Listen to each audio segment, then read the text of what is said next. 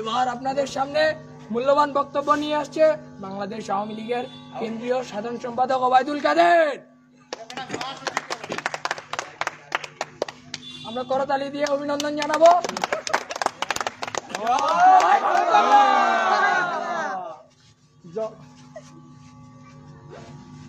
ধন্যবাদ। আমরা ক্ষমতায় আছি, ক্ষমতায় থাকবো। কিসের বিএনপি? এখানে মাঠও আমাদের, রেফারিও আমাদের, বাসি বুসি যা দেবে আমাদের পক্ষেই দেবে। ক্ষমতায় আসি তো, যাইনি তো।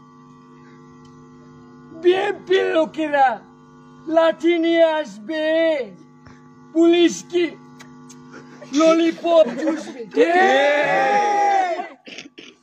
আমরা রাজপথে আসি, থাকবো, ছিলাম, আপনারাও। এবার